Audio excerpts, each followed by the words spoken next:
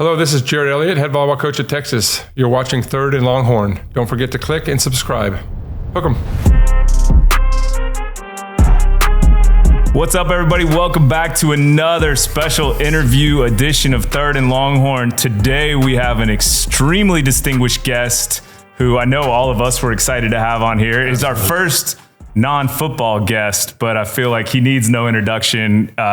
The two-time defending champion volleyball coach, Mr. Jerritt Elliott. Jerritt, welcome. Yeah. Royalty in the house. Well, we always start this off generally with the kids of, what brought you to Texas? And I know you had, your background's heavy from California, but tell us the story of how you got here. It's a fun story. In my mid-20s, my friend got his MBA from Austin, and I came down to visit it. And I fell in love with the city and a lot of other things down here. And it was just a wonderful place. I felt like the community was really good. And it became my instant dream school in coaching. And when I was coaching at USC, I ended up becoming the interim head coach there for 2 years. And I had a 2-year window. In my second year, we had the #1 recruiting class. And Texas was struggling during that time, so I specifically scheduled them on purpose. And we came down here and we played extremely well.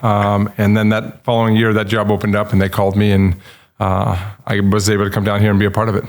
Strategy. I love that. That's three steps ahead right there. Yes. I'm going to beat you and then make you interested as to how I beat you. It was an on-the-job interview. That's perfect. That is perfect. Yeah, Coach, I got to ask you this. Now, the 2022 volleyball team was awesome, right? Led by Logan. But I have to tell you, after that year, and I'm being honest, 2023, I'm not expecting as much, right? And maybe I'm not the only one, right? But when the young ladies get into the tournament, late in the season, it was like, a chip on everybody's shoulder. It was almost like it was some matches they dominated. Just landslide, just really were better than the other team, and you can tell the toughness that they were playing with. I thought it came out of nowhere, but I'm sure where that grit came from. That 2023 volleyball team, it's very gritty and tough. Tell us about how did that come about?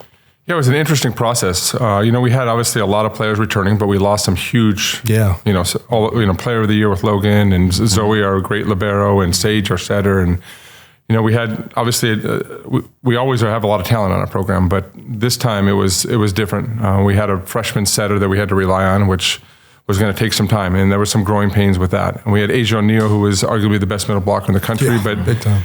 She played with USA Volleyball and then came back and injured herself like the first week of practice, and so we lost some components there, and that affected the way that we ran our offense and the way that we ran our practices and what we were doing. And then there was a development of obviously Maddie Skinner, who is a tremendous athlete, killer, but didn't start playing until late. Played on the right side, which is very different than the outside, and really kind of improved her game. But what we did have is a collective bunch of the girls that knew how to win, and they were there the year before. And the best part about this whole process was, I came home at the third week of season. My son said, "What's wrong with Texas, Dad? Everybody's asking me what's wrong," because we were 5-3, and I said, "Hey, just hold on. We've got a really good team. It's just going to take process." And we ask our players to stick with that process and stick with one another. Yeah. And the culture was phenomenal. They showed up every day. They worked their tails off every day. And they built this trust. And so when we got in the tournament, we had that as a foundation. And then we got, great players take a different level when it's in the NCAA tournament. And so Asia took a different level. Maddie took a different level. Our setter was just mentally tough and was in there. And then obviously Emma, our libero, played so great. And we had a lot of other pieces that were key components, but we almost lost in the Sweet 16 to Tennessee. But there was never bad body language. There was never bad eye contact. There was never any kind of bad dialogue that was going on amongst the players. And, we were just saying, hey, just stick with the flow right now. Let's figure out a way to win game 4 and we'll win game 5. And they were able to do that. And then from that just took them to a whole nother level. And I think at Texas, it's always harder to play a team that doesn't have a big name across their chest, right? Like you're playing I won't say a lower level team, but when you play for us, a Nebraska or Wisconsin or Stanford, now we're ready to go. Yeah. And now we don't have the fear of losing and not the fear of the pressures of losing and dealing with the media and all that. So they were able to come together and play at a high level. So then, like you said, you guys started 5-3. The buy-in is kind of obvious, but then like that's a long season. That's a long season to make it all the way to become champion, and then an even longer season to now go defend that championship. Right. Mentally, how do you get there? What does that look like on just a day-to-day from the wear of a season, the media, class, everything that comes with it, injuries, et cetera, and then being able to tap into that, what you just talked about, like, all right, it's the tournament now, it's time to step it up. Right. Like, how do you get those girls ready to do exactly that? Well, it started in the spring. I think when you win a national championship, everybody's always commending you. You're going on all these interviews. You're doing all these different things throughout the season. And the media is like asking you, are you going to win it again? Right. And so there's that stressor as well that whole time. And so we had to downplay that a lot. We never talk about national championships except for the first day of practice, set that goal, and then we talk about process the entire time. And so because I think there's enough pressure at Texas to deal with, and I think it's hard to win. And so you're getting them into a process of understanding what's important on each single day. I've got an excellent coaching staff and David Hunt and Eric Sullivan and Kirsty. But we dug into the analytics. We learned what we needed to do, and we stuck with the process. But we also found a lot more time off because that was important too, to rest them. And so we gave them a lot of 2 days off throughout the season. And so that we knew that when we did that, we felt that when we did that, we could get really good quality training. And I've been here a long time at Texas, and I think the pressures of Texas for coaches is real too. And so you want to overtrain your team, and you want to do that, and you think you've got all these elite horses that you can go to do all this stuff with. And it's the mental side of getting them ready every day is the key component to that. And so they stuck with that. They were mentally fresh. They were hungry, and then they were ready to take a different level. And my libero always says it best. When 2 years ago, when we almost lost to Kansas, we were down 2-0 and came back and won 5. And I asked what their thoughts were, and I was pretty upset going in the locker room. And she said, "Coach, as a freshman," she said, looks at me and says, "Winners win, coach." And I was like, it took all the anger out of me. I was like, that's a great quote. Here we go. Yeah. She said that as a freshman? Yeah. Wow. She got it. Incredible. Coach, whenever you talking about it too, and you mentioned kind of what it's like in the preparation for the spring, right? Volleyball is very unique. You get an opportunity to kind of scrimmage or have these games in the spring. You got one coming up in a couple of weeks, a stretch of 4 games that'll happen, and then you get prepared for the rest of the season, which is the traditional time frame in the fall. What's it like in preparation for that? Is there a difference in the way that you prepare in the spring kind of games versus how you would the regular games? And then what's it like getting your team ready in that moment, considering it's kind of a quick turnaround, what girls are playing, what ladies are playing, which ones aren't, and then having to build up that chemistry from there? Yeah, it's, typically when we go as far as we did this year, we try to give them a little bit more time off. When they get back into school, we're not throwing the ball out and going after them. We usually give them an extra 2 or 3 weeks. And then we start working with Coach Donnie Mabe, who I think you guys work with, our strength coach. He's probably the favorite person on staff. And that's the other unique thing about our program is that we got so many incredible support staff members that are elite at what they do. But we get in there, we start building them up in strength and conditioning wise. We try to really get into understanding the biomechanics and also the sports science behind it. We have a sports science team that we work with. We're measuring their output every single day, and then we're working accordingly. So it's really minimized injuries, it's improved output, and it's also allowed us to peak at the end of the season. So it's heavy lifting, but we're also training full time now. And one of the great things we have right now is we have a lot of depth. We have about 18 players. So most programs are about 10 or 11 at this time. Wow. We got a lot of great athletes right now. So we're competing, and we're in the gym every single day and really working at some of the things that we've learned from the off season. We had some great transfers come in that have added to that mix and getting them used to kind of what we're doing in our systems and our training environment. And that will go for, as you said, we got some matches coming up. We'll give them a little bit 3-week break in April. But every 4 years, we're permitted to go to Europe. So we are taking them to Europe. We'll go play against a bunch of professional teams. We'll go play against some national teams. And we'll spend about 13 days over there, which is a great experience for them. Not only for volleyball, because that's where a lot of our players end up going, but also for an opportunity to see what the world's about. Athletes, you don't get a chance to study abroad. And this is such a unique experience where we get to bring them to play it. It's a different style of volleyball, and they're really good. And, playing against women is a lot different than playing against the 18 to 22-year-olds. Well, you know what, Coach? I think you can, hopefully you can, you will enlighten us here. Being football players, we've always worked hard and grind around young men or whatnot. What is it like, Coach? I've heard this, but what is it like coaching and asking young women to grind and go for their dreams or whatnot? Because honestly, I've been around some best players in the world, and at times they do cut corners. Mm-hmm. I'm just saying, as guys, and you know what I'm talking about. When you say, "Man, this guy he's all world, but he doesn't do this, he doesn't do that, but he still wins the Super Bowl or whatever." Shout out to Kansas City. I'm a Kansas City Chiefs fan. And we're missing Oak today too. Yeah. Okay, but what is it like coaching young ladies? I've heard that it's awesome. I heard they don't cut corners like that.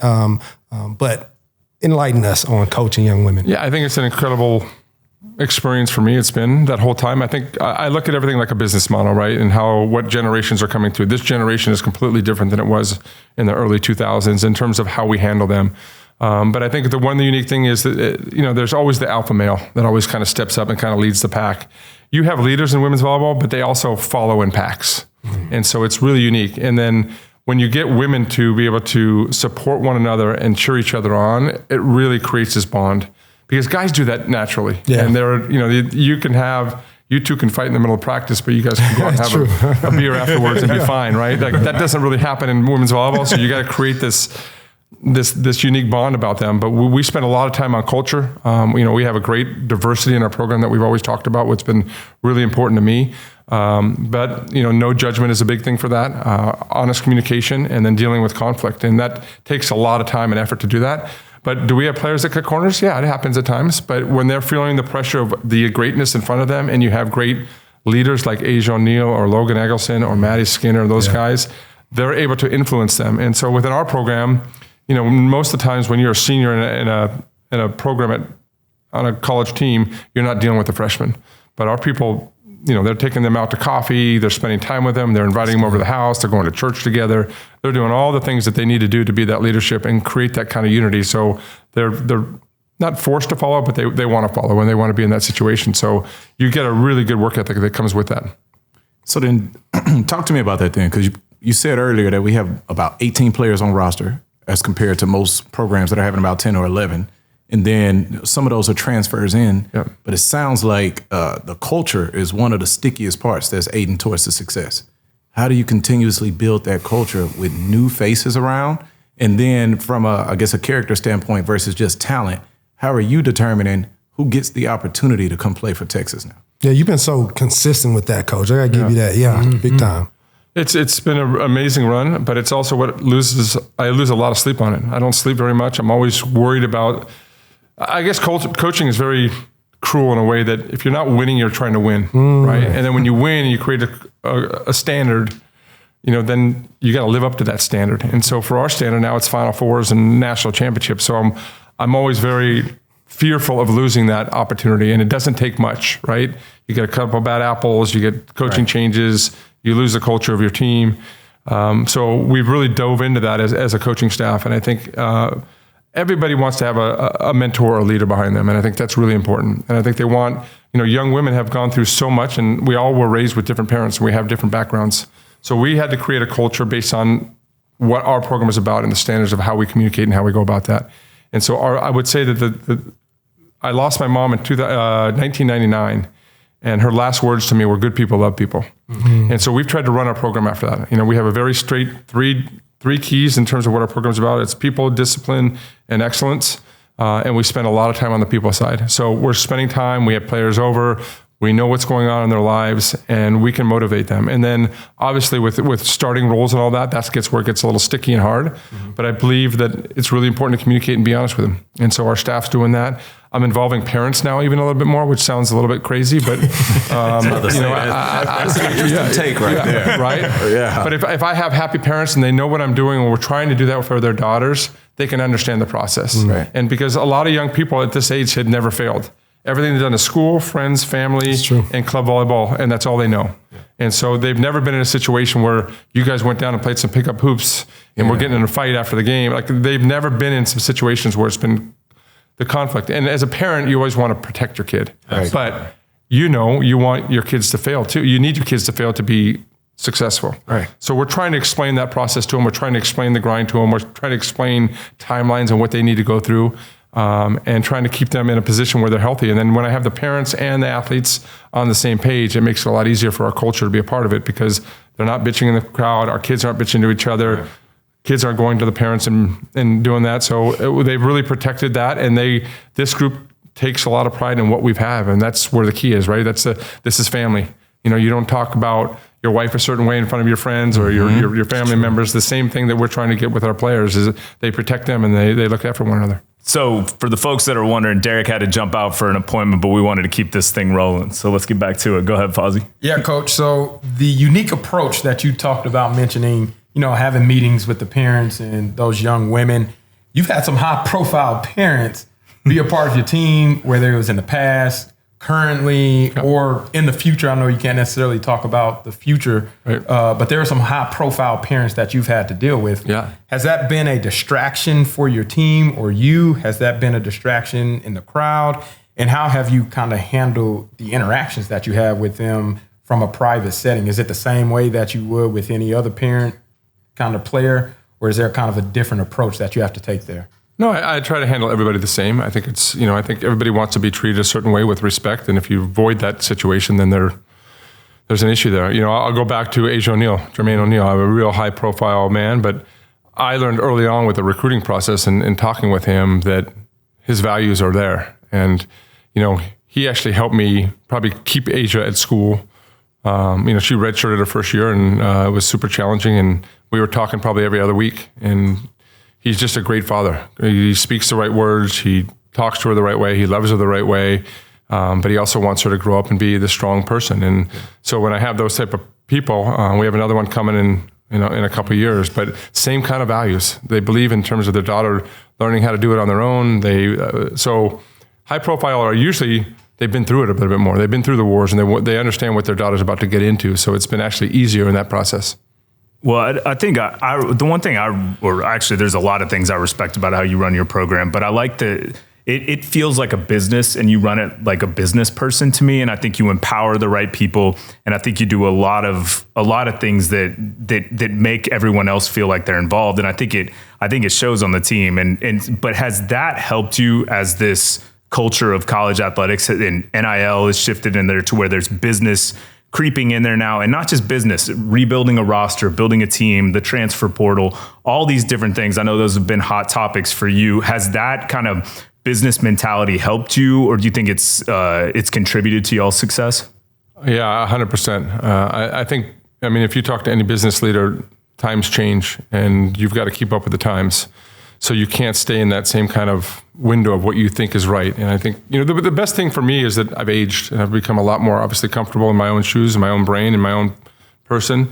And I've been very comfortable in terms of how to run the program. And I do empower my entire staff. We try to make it like a family.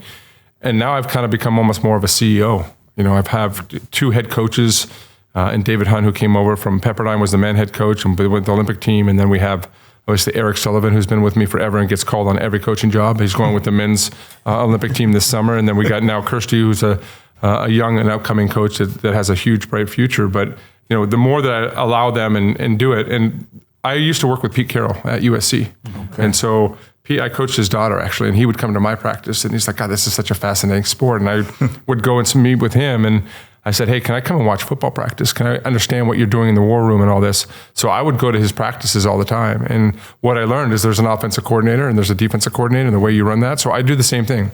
So David is my offensive coordinator, Eric's my defensive coordinator, and we work together and I can over kind of from the top of that. And so I think, when you work with programs like football that they invest so much money in, they do it the right way, they understand it, they think it the right way. So I learned a lot from Pete from kind of how to manage that. And then as I've gotten older, there's been more responsibilities. I got about 60 to 7 people that work underneath me. Mm-hmm. And to be able to keep on top of all that with marketing and events and all the things that really actually matter, because you need that, I need to have a sold out crowd every single night to be able to recruit against the best. And now there's this NIL piece. And so that's actually kind of played to my strengths a little bit in terms of how to kind of manage that a little bit more. But I've got some, great people behind me. I got people, but I'm doing it very differently than most programs. And so it's an interesting concept. And I think it's going to really allow us, because I believe at Texas, the old saying is what starts here changes the world. But I'm implementing some things that we're trying to change the way that they are going to live for the rest of their life. It's not just, here's NIL stuff, but we're looking at, in terms of business world, how we can help them in that sense. Yeah, and I'll brag on your team a little bit, because when we announced the whole beginning of NIL at Texas, when our press release went out for Clark Field, all these things happened. The first person to reach out to me was Zoe. And Zoe reached out and was like, "Hey, I want opportunities." Basically, like, just hustle. And through that, we tried to build a lot of pieces in that supported women's athletics, et cetera. And what we saw was the engagement level of your players was incredible. They were staying after. They weren't clocking in and clocking out at these events. When there were business people there, they were sticking around, shaking hands, getting to know people, exchanging numbers and things like that. And so I'll brag on your team a lot on how, I don't know if that comes from the top down or if that's just who they are, but they are solid and seem to always be on it. And it's super impressive. Yeah, I mean, look, it's like the 6 degrees of separation, right? When you get around successful people, you get opportunities. Yep. Like if I want to go to the collective now, I can go to the collective. Right? So there it is. Checks in the mail, everybody. If I want to go to Bird Body Camp, I can go there. So it's but in reality, it's like going out and meeting people. There's other opportunities that exist in that. And then, they may meet you, but something at that place leads to another opportunity. And so we talk about business all the time. We are getting ready to get them to start creating their own LLCs, learning how to deal with the taxes, all these different things that we're trying to get them, because they don't realize it. And some of them are starting to do pretty well in NIL. And if they start their own LLC, any trip they take is a write-off. And so they got to learn write-offs and how to go about that, because school doesn't teach you that. Right. No. So actually we're talking a lot of business, or at least I'm talking a lot of business with them and trying to kind of help them out and navigate where they want to go, because they've never thought about it. They've never thought about anything except for the 4 kind of pillars that I talked about earlier, was, school, family, friends, and volleyball. So it's challenging. Coach, I want to expand a little bit, and you kind of dipped into the football world, talking about meeting with Pete Carroll, going over the way that he kind of organizes his team. Mm-hmm. And we'll tell you right now, we can tell you how to run a football practice. We know what period is what, how to get there, how long it takes, the number of plays that you got to learn on the offensive and defensive side of the playbook. I'm ignorant to the volleyball world. How big is like a playbook from the offensive standpoint? Like, how many offensive plays do you typically have in your repertoire versus how many defensive sets are you looking at? And then how does that factor into how you set up practice? Like, is it 30 minutes of defense, 30 minutes of offense?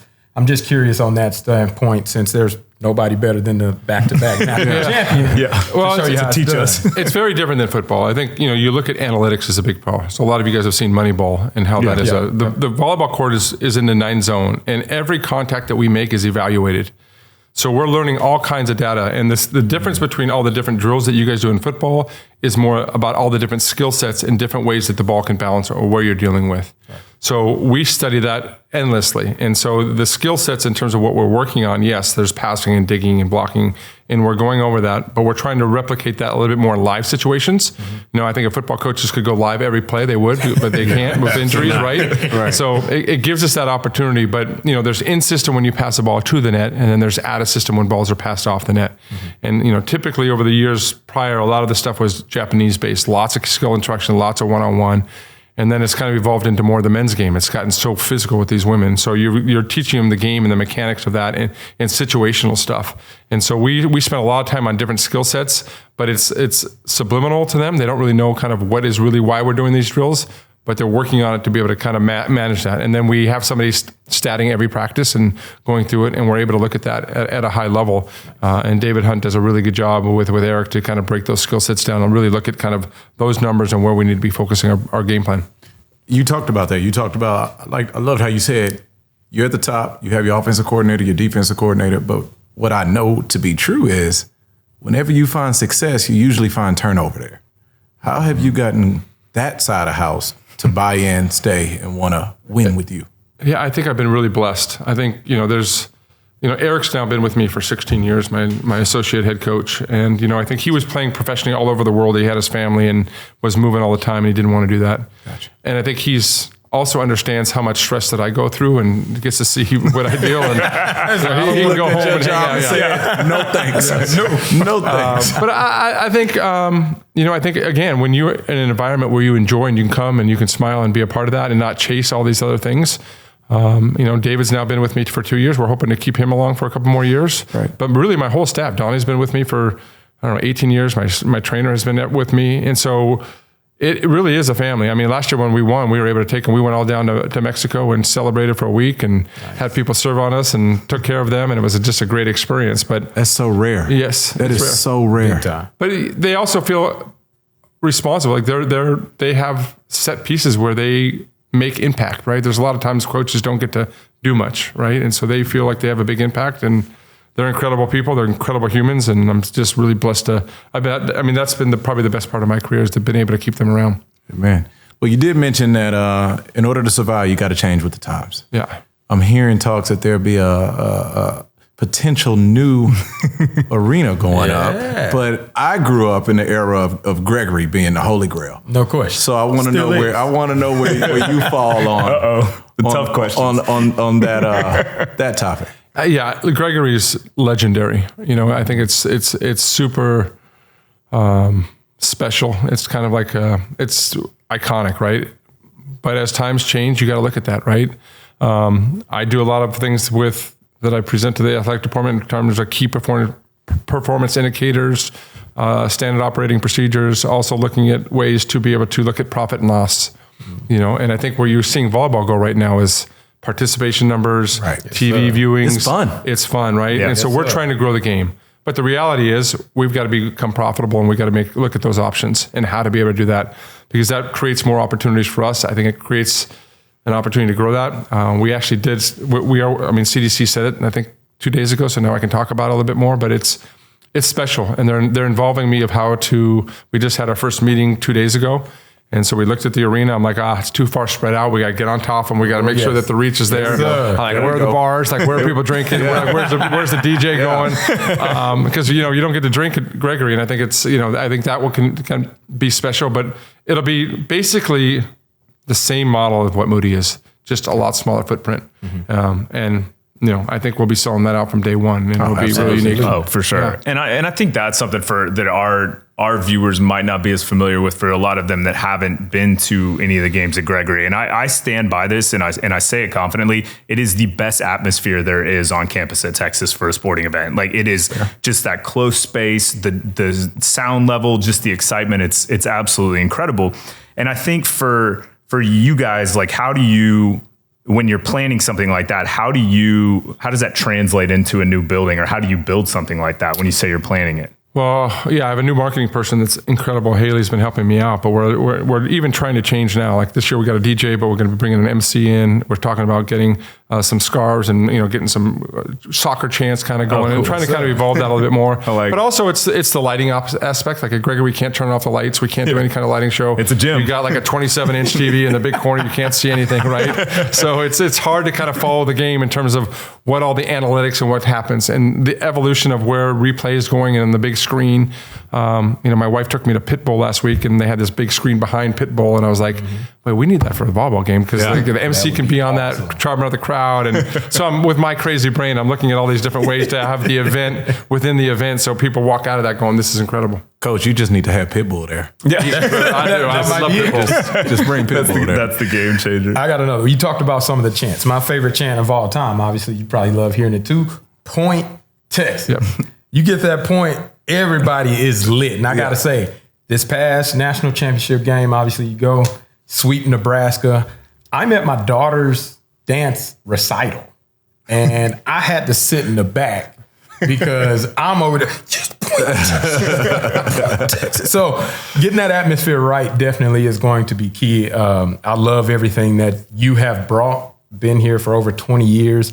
You've seen a lot, and have 3 natties to be able to put that on the Texas history as well from a volleyball perspective. But where I'm really intrigued the most is kind of where have you seen the game of volleyball evolve? Like, is it the athletes coming in early 2000s, right? There was a certain form of play that probably the game was played in. If you look at football, football's played way differently than it was in the early 2000s. I can only imagine the same for volleyball. Is that something that you've experienced and had to adjust to as well? Yeah, I mean, the game has changed so much. I mean, I look back at my first time I went to the Final Four in 2000 at USC. The physicality of our team wasn't nearly the change.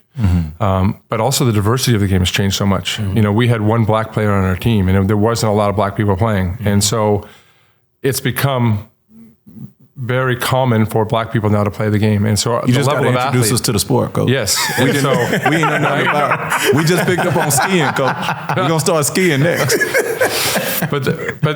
So we've had a big transformation coming over from other sports. And so it's become really cool. And I think that's where the Longhorn Network has been such a cool process, right? Like you guys remember Destiny Hooker, and Julianne Fawcett, and all them, right? Like, so the impact of what that did for Asia O'Neal at 12 years old said, hey, I want to be like her. And that's really kind of what changed it, because it started showing it all over Texas, and it became this incredible process. And what Asia did now, winning back-to-back, first person ever to do that, it's going to we're going to benefit that for another 10 years from those little young girls watching us play. So the Longhorn Network was a big part of that, I think. I think the way that we've kind of grown this program and celebrate it and celebrate unity and family, and it's great. But the evolution of the game is crazy. I mean, you look at, we should pull up some pictures of Maddie Skinner, because we're playing against NBA former players, Schmreck from who's 6'9". I mean, and Maddie's going over her, hitting at about probably 11-2. So it's just crazy. I mean, watching that physicality, and you don't see that until you actually come and watch it in person. Absolutely. Right? It's like going to a hockey game, watching on TV, and it's like, oh, that's pretty cool. And then you go and it's like, wow, this is really fast and fantastic. You can feel the ball. Right. So it's just getting there and watching it is just such a different level. And that's, our sport has taken off, but it's taken off because of the game, not because of star athletes. And we're missing that piece right now. That's where I'm trying to make a big push. Like Maddie Skinner should be the face of college volleyball right now. And so I wonder if we could get her on the show, maybe. Do you think you have any pull there, Coach? So the game's growing. It's fun. We're selling out arenas everywhere. We went to Houston last year, sold out their basketball arena. We went to TC and sold it out. So we've become a traveling show for sure, and which a lot of pressure is on itself. Football stadium's been discussed yet? No, I mean we're trying to get into Moody right now. I think the first step for us would be like a Moody. I think we can sell that out, and then maybe around a big time football game when the SEC comes, and we need to get an act, right? Taylor Swift, you want to come out and do a there we go, or Mark McCallum, or one of those guys, right? Like we can do that. Coach, you gotta get Pitbull. My wife would be so happy. Well, Coach, talk a little bit about that. I think the thing that fascinated me the most about going to the games, like I became a season ticket holder just because I got taken to the game by a friend, and they're like, you got to come see this. This is crazy. And I didn't grow up with anyone in my family playing volleyball. We were like soccer, basketball kind of family, and so seeing that. The thing that blew my mind the most was not only the atmosphere, but watching after the games and watching the interaction of the younger athletes, the younger kids who were at these games, and the way all your teams stay after. They sign autographs, they meet, and it was like, I came from the music business, and it reminds me of the music, but these girls are rock stars. And especially, like, you got full club teams trying to get into the games, and watching how a lot of your girls interact with the clubs in Austin and things like that. Like, take people through that club system and things like that, and how volleyball builds, because I don't think a lot of people understand that. And like the club system's extensive. The club system's extensive, yes. I mean, so anyway, these clubs have anywhere from 50 to 75 teams, and there's 12 players per team. A lot of them have their own facilities. And then this weekend I'm going to a tournament, and there'll probably be 100 courts in a convention center. So we walk around and watch around and there'll be 2 waves that go around with that. And these are going on all over the country. You can't hit them all in one weekend, but the game continues to explode. I mean, you see the numbers right now, and I wish I would have brought that to tell you, but it's the fastest growing sport. And so it's incredible. But I will tell you, like, after Oklahoma game on the road after COVID, we came out and they had to put barricades out. And that's what I thought. I was like, oh my gosh, I feel like we have Michael Jackson here. Like, girls are screaming and they're crying and like it's nuts. Screaming for Asia and Logan and Zoe. And I'm like, wow. And so for the next 2 weeks, I was up every night thinking about, like, how do I maximize this for athletes? Yeah. And then I woke up one night and it finally hit me, and it was the old Gatorade commercial with Michael Jordan. Yeah. Sometimes I dream that he is me.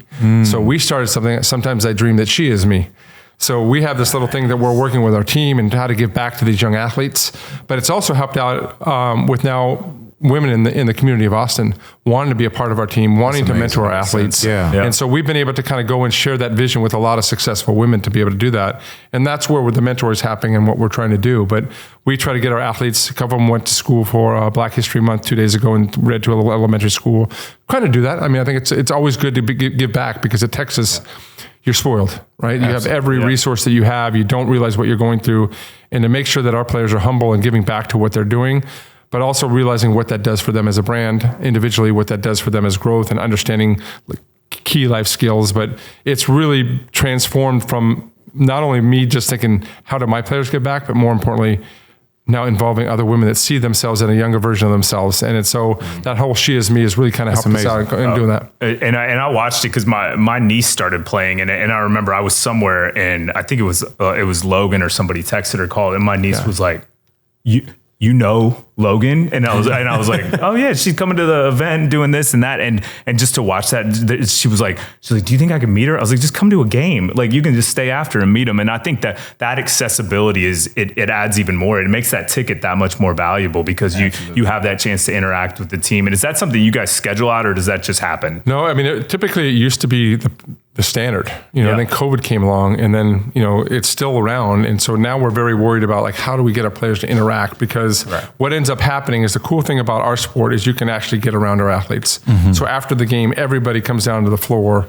It's completely sold out on the floor, and they're signing little girls' shirts and taking pictures and doing all that. But we've had to kind of pull back on it a little bit because of the fear of getting our athletes sick. Right. Oh, wow. And so it's been our biggest challenge, but we still do some things with them. We try to do that in the spring a little bit more where we have opportunities, but we're a little more cautious of it. I also think I might still, and this isn't a knock on the staff, I still might be in line from trying to buy a shirt at the event, because it is crazy. Like, you cannot, like everything sells out, like, and they just move merch, and so it's pretty incredible to watch. Yeah, I mean, CDC's done a great job there. Like, we're starting to take some evaluations out. I mean, we're just blowing out of the seams. If you look at kind of all of our feedback that we're getting from the fans, we just had a review yesterday with the marketing team and events, but you can't. It's hard to get food.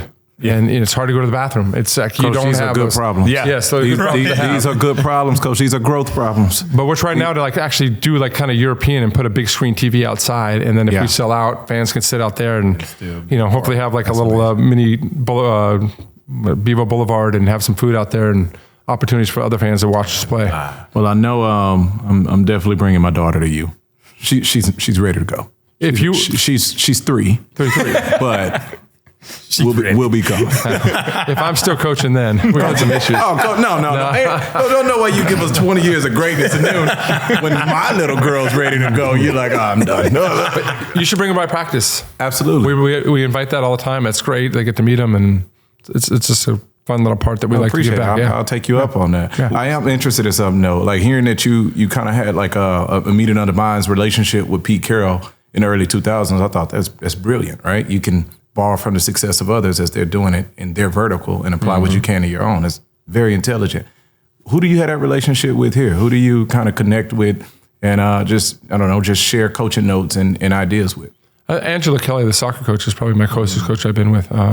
Sark has been fantastic and opens the door to us and has been great. Prior to that, Mac was phenomenal. Mac helped me through a lot of great times. And, it just, when you have a leader like Mac or like Steve now that actually cares about the coaches and the rest of them, it creates this synergy that's really good. And, the basketball programs have been great. And David Pierce, it's our connectiveness now as an athletic department is a lot better than it's ever been. So it's pretty exciting. And it's also, everybody's competing for championships now.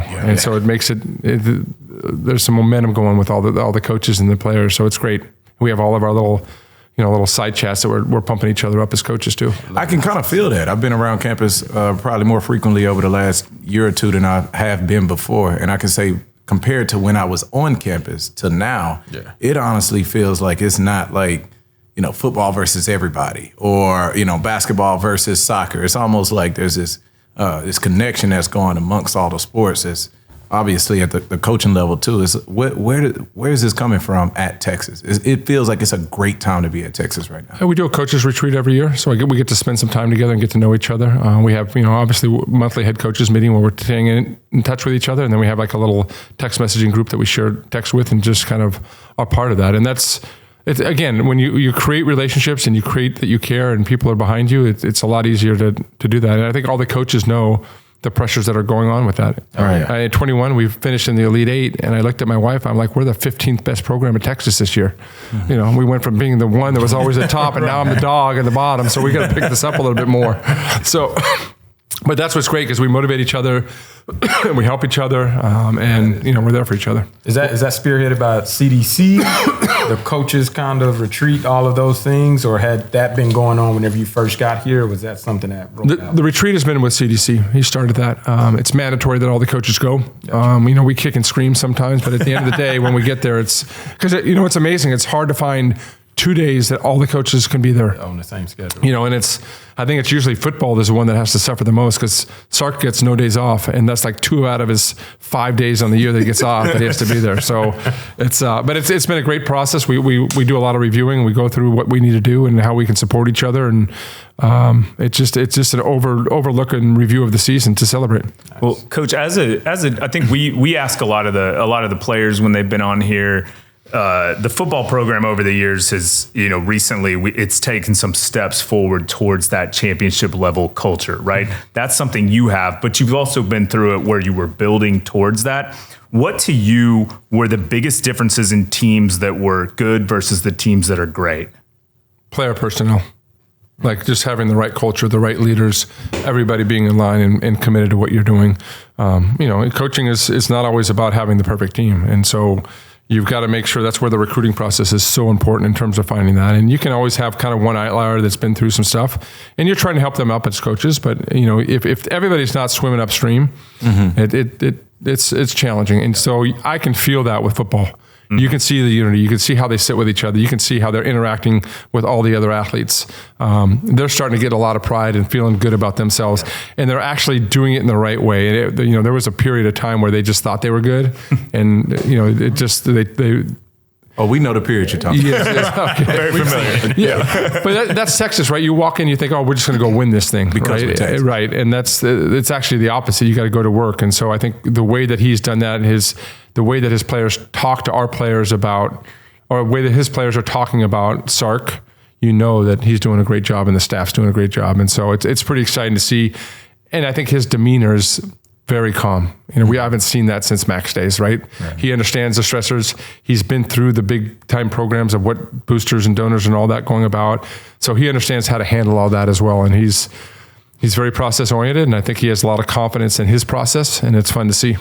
Yeah, well, Coach, I think I want to cover this because I think it's a really interesting side of you and your wife. I think you guys are both entrepreneurs, and I got introduced early to this by your wife. But you guys have this. It's a hair tie product please correct me if I misspeak on this, but it's really interesting. Can you explain that business and I'll mispronounce it, so I'll make sure. It's called TIY, Tie It Yourself. I was very frustrated early on in my career with my players always adjusting their hair, and so whether the hair ties were breaking or they were slipping and stopping practice and redoing it. So one day I was at the store and I just started studying all the different hair ties, and they're all the same, one size.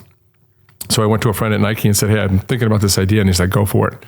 So over a period of time, I was just working with China, trying to create some kind of elastic that was more stretchy and more strong and all these different things. Well, it ended up being 2 times stronger and 2 times stretchier and 13 times stronger. But it's like clothes, you have something that fits your size. And with this one is you make loops, multiple loops, and it locks it in place. And so I started the process. My wife now runs it all. She's 100%. She's the owner. I signed all of that off, so she better not leave me. She's running. She's doing a fantastic job, and she's got the spirit to be able to do it. But it's fun. It's fun also to have her she's kind of like the mom of the family too. She really cares about the athletes, and she can show them different things in the business world about how to go about it, because they do have questions on it, not specifically to her company, but just how to go about, how do you file a trademark? How do you create a name? What kind of font are you using? Like, and how much work that goes into kind of just the little things, right? Like, how hard was it to do burn boot camp and figure out like what colors you were going to use? And it's crazy how much time you spend on it. And it's so, yeah, she's done a great job with it. All right. Well, Coach, I feel like we've taken up enough of your time. I can't thank you enough for stopping by, and we're excited. We'll have to get you back sometime during the year or after the seasons. Yeah, we can get Maddie over here to do what you need to do, and I appreciate you guys. I love that idea. Coach, Thanks, Coach. I'm taking you up. I'm bringing my daughter to practice. Yeah, let's do it. Let's do it. Absolutely. Thanks, Coach. Thank you.